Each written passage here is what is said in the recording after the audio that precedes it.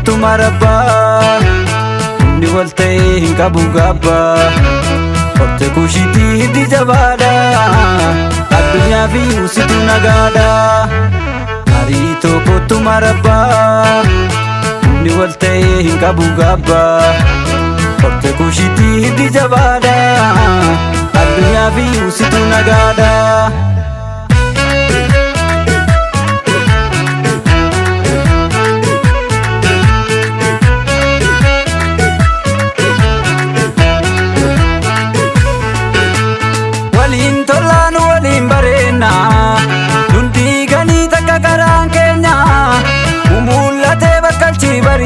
Dubbii firaa kan fitu mariidha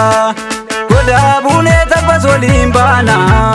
bultiin dhugaa kan toltu wal faana wal soorrannaa jalalaa mi'ooftu nadhii dammaa dhuftee natti hin biiftu jigaa koo ansuman jabeessa marii maaliif as hidheessa marabbaa jigaa koo nutu waliif dhiiga marii kormi nama dhiiga marabbaa Jigako arga kenarade mari simbo ke sayade marabba Jigako kottu narrachisi mari dina gammachisi marabba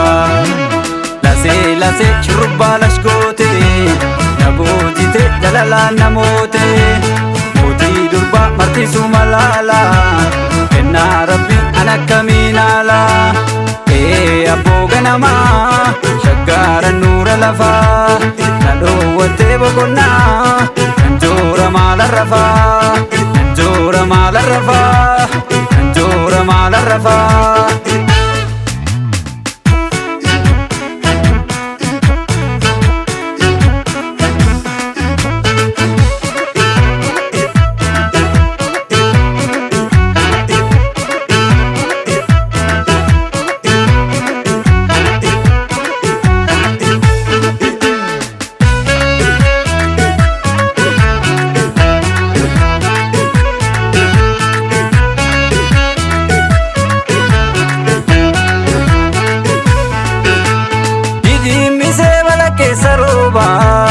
Dubbiin dhumaa kan baranaa oomaa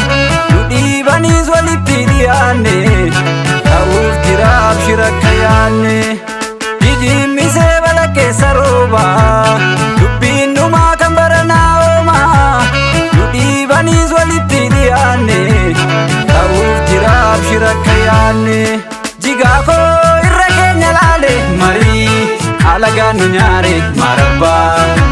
Jigako jajjake tarreessi marii natti sagaleessi marabba Jigako sinkaba abdiidha marii si dhabuun badiidha marabba Jigako si qaba fankoora marii kottu galii toora marabba Lase shurrubbaa lashkoote naboojite jalalaa namoote mootii durba martisu malaala enna rabbi anakaminala iftu addeessa samii dangaatu yaa bilillee sumaaf naboo agaraan sillaatu wan yoomillee sumaaf naboo agaraan sillaatu wan yoomillee